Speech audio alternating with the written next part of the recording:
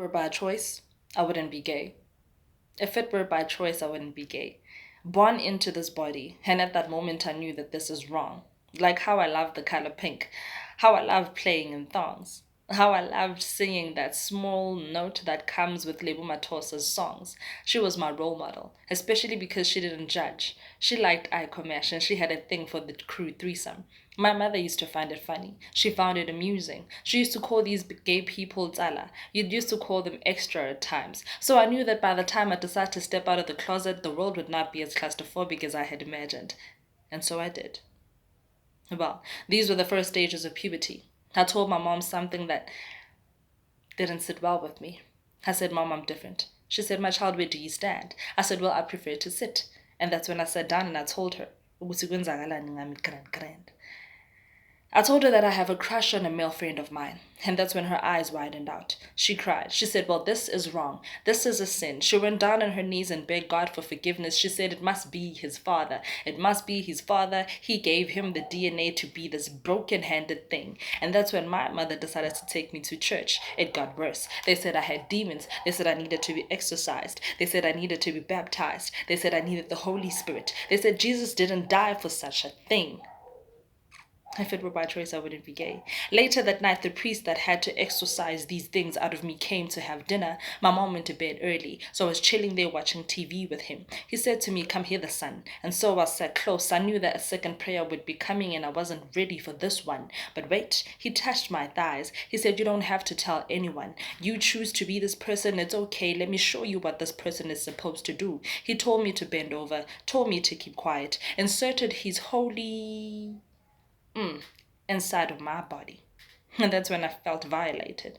And then he told me, well, now you are officially a girl and you can do as you please. He recorded it. It didn't pay much attention in my mind why he had to do so. He was sick. He was mad. But that's what happens with people like him. After none, they come out to show you who's the dad.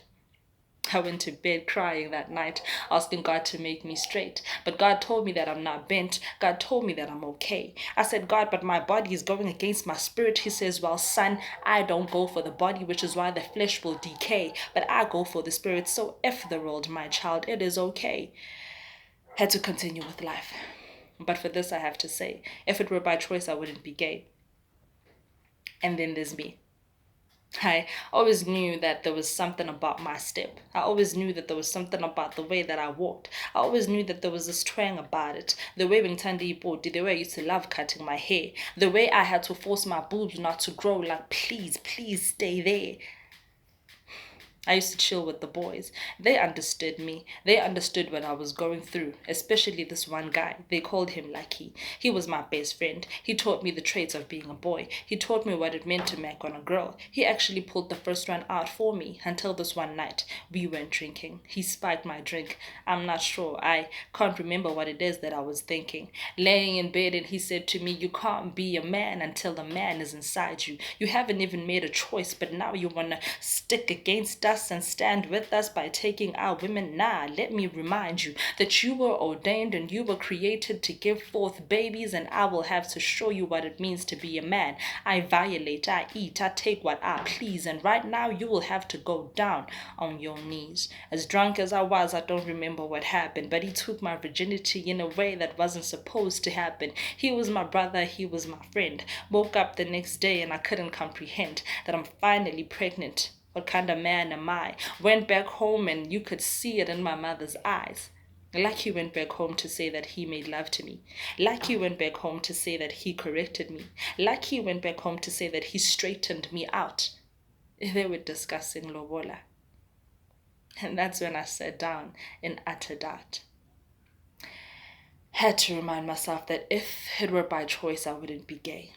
I didn't ask to be this way, but the least that the world could do is take it easy on me. My own parents find me a mockery to their surname. I sometimes have to flatten my cojones. I sometimes have to pray against my breasts. My periods keep on reminding me that I'll never be man enough to stand, but if it were by choice, I wouldn't be gay. It goes against my decision making.